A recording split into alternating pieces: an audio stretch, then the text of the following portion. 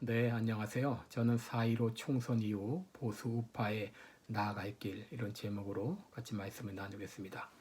4.15 총선이 여당의 압승으로 끝났습니다. 여러 예상이 있었지만 이렇게 야당의 참패로 끝날 것은 누구도 예상하지 못했습니다. 또 황교안 대표도 종로에서 질 거라는 예상은 있었지만 이렇게 큰 차이로 질 것은 누구도 예상하지 못했습니다. 이 더불당은 수도권의 압승과 호남의 탈환으로 해서 160석 안팎의 의석을 확보해서 이제 전국 주도권을 완전히 쥐게 되었습니다. 이제 그들이 어떤 독재를 행할지, 어떤 전횡을 행할지 두렵기조차 합니다. 선거 결과가 나오자 민주당은 애써 기쁨을 감추고 있고 또 이 미통당은 참 이 패배의 쓰라림을 안고 침묵을 하고 있습니다. 여러분 이 민주당이 그동안 또 문정권이 그동안 나름대로 정치를 잘해서 이런 결과가 나왔다. 그러면은 그 결과를 다 이게 받아들일 수 있겠죠. 그런데 우리가 알다시피 지난 문재인 정권 3년 동안 실정에 실정을 거듭했습니다. 경제, 외교, 국방 어느 분야에서 제대로 한 게 하나도 없습니다. 그런데 이런 결과를 그대로 받아들이자니 너무나 고통스럽습니다. 이번에 왜 이렇게 미통당이 참패를 했습니까? 여러 이유들을 들 수 있는데 일방적인 언론의 편향성, 코로나 사태의 방역의 대대적인 홍보, 그리고 재난 보조금 지급 발표, 여러 가지 또 어떤 이 눈에 보이지 않는 부정선거 의혹도 있을 수 있을 것입니다. 그러나 가장 큰 이유는 야당이 강력한 대안이 되지 못했다고 하는 것이죠. 제1야당인 이 미래통합당이 힘을 보여주지 못했습니다. 대안 세력인 것을 보여주지 못했습니다. 유승민, 김무성, 안철수 걔를 끌어안아서 나름대로 이 거대 야당의 틀은 갖추어서 선거에 임했는지 몰라도 결정적인 잘못은 태극기 세력, 또 기독자유통일당, 우리공화당, 이 친박 신당과 같은 선명성 있는 보수 우파는 끌어들이지 못했다고 하는 것이죠. 황교안 대표가 유승민, 김무성, 또 안철수에게는 그렇게 끌어들이려고 노력을 하면서 왜 태극기 세력은 끌어안지 않았는지 아직까지도 미스터리입니다.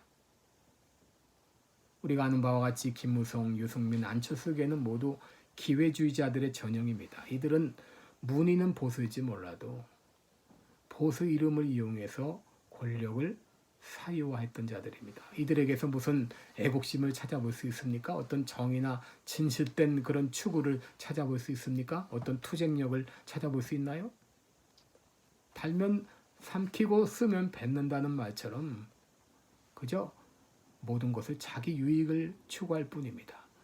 이런 자들을 모아서 선거를 치른다는 자체가 사실 처음부터 어불성설이었습니다. 저는 선대위원장으로 김문수를 영입했으면 어땠을까 이런 생각을 해봅니다. 최소한 지금 상황보다는 훨씬 나았을 것입니다. 그런데 황 대표는 김문수, 조원진 등 태극기 세력을 끌어안지 않고 기회주의로 처신했습니다. 결국 실패를 자초했는데 황 대표는 이번 선거의 패배의 책임을 지고 대표 자리를 물러난다고 하는데 단순히 대표 자리 물러난다고 책임을 면하는 게 아닙니다. 혹시 만에 하나라도 나라가 잘못되면 두고두고 책임을 물어야 될 것입니다. 더구나 이번에 김대호, 차명진 후보 제명 사건은 이건 뭡니까 도대체?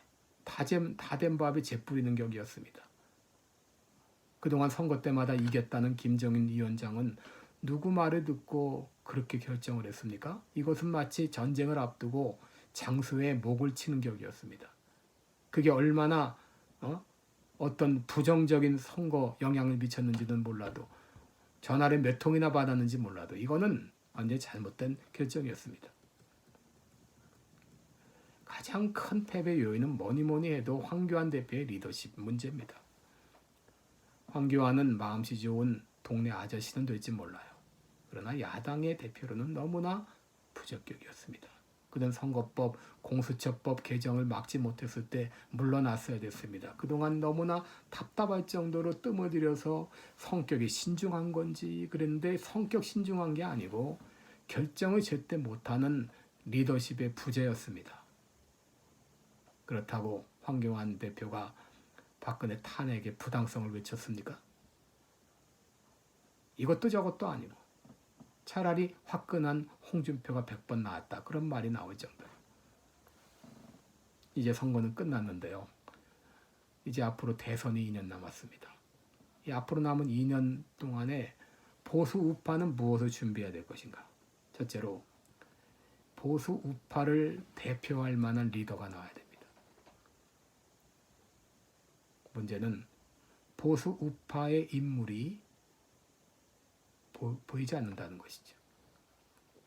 예전 김영삼, 김대중 같은 물불 안 가리는 강력한 카리스마의 지도자가 나와야 되는데 그런 지도자가 보이지 않습니다. 그나마 눈에 띄는 사람이 홍준표, 김태호 정도인데 그들은 결점이 많은 지도자들이죠. 한번 김문수를 다시 끌어들여서 투쟁성을 강화하는 것을 한번 깊이 생각해 봐야 됩니다. 둘째로 자유공화당, 기독자의 통일당 등과 연합해서 선명야당의 이미지를 회복해야 됩니다. 그동안 미통당은 도대체 여당인지 야당인지 모를 정도로 너무나 점잖았습니다. 선거법 개정, 공수처법 개정할 때도 만들 때도 어디 투쟁다운 투쟁을 한번 해봤습니까? 이래가지고는 어떻게 문정권의 독재를 막아낼 수 있겠습니까? 완전히 환골탈퇴해야 돼요. 이제 나라가 공산화되느냐 이런 기로에 서 있는데 또 불의한 민주당은 자기의 목적을 이루기 위해서 어떤 일을 감행할지 수단 방법을 가리지 않을 거예요. 거기 맞서 싸우려면 목숨을 버리는 각오로 임해야 될 것입니다. 셋째로 이제 거리 투쟁으로 나가야 됩니다. 이제 그동안 거리 투쟁을 해왔던 태극기 세력 얼마나 3년 동안 외롭게 거리 투쟁을 해왔습니까? 그런데도 미통당은 이들에게 제대로 된 관심 한번 보여주지 못했어요. 이제 미통당은 이들과 합해야 됩니다. 그 방법밖에 없습니다. 또 태극기 세력만큼 나라를 사랑하고 순수하고 열정적인 세력이 없어요. 그러다 보니까 속기도 하고 이용을 당하기도 하지만 누군가 이들을 잘 조직화하기만 한다면 엄청난 파워가 나오게 해요. 다행스럽게 이번 선거에서 지난번 박근혜 탄핵을 찬성했던 사람들 대부분 낙선했죠. 이건 불행 중 다행이라고 할 수 있는데 이제는 거리 투쟁을 통해서 문정권 심판과 정권 재탈환을 반드시 이뤄내야 됩니다. 이번 선거 결과로 많은 보수파들이 낙심해 있습니다. 그러나 여러분 이제 실망하고 있을 때만은 아닙니다. 더더구나 포기하면 안 됩니다. 우리 후손들에게 어떤 나라를 물려줄까를 생각하면요. 밤잠이 오지 않습니다. 여러분 보수우파는 단순히 좌우의 그런 문제가 아니죠. 보수우파는 진실과 정의를 추구하는 그런 우파입니다. 그렇기 때문에 우리는 보수우파를 포기할 수가 없는 거예요. 왜 우리가 문재인 정권을 반대합니까? 그들은 거짓과 불의로 치닫고 있기 때문이죠. 그들에게 어디 정의라는 걸 볼 수 있습니까? 어디 진실이라는 것을 볼 수 있나요? 우리가 분명히 알아야 될 것은 역사는 진실과 정의의 세력이 승리하고 불의와 거짓 세력은 반드시 망한다고 하는 겁니다. 하나님은 결코 불의의 세력을 방관하지 않으십니다.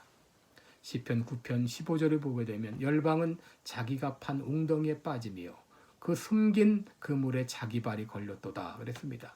그동안 문재인 정권이 남을 빠뜨리려고 얼마나 많은 웅덩이를 팠습니까?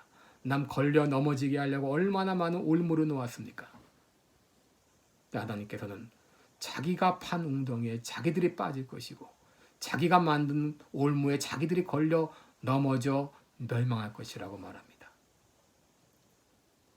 문정권이 저지른 폐악을 보면 노트 한 권으로 부족합니다. 하나님 반드시 심판하실 것입니다. 이제 승리의 그날이 다가오고 있습니다. 승리의 그날까지 허리띠를 단단히 동여매고 더욱더 가열찬 투쟁에 나서 주시기 바랍니다. 고맙습니다.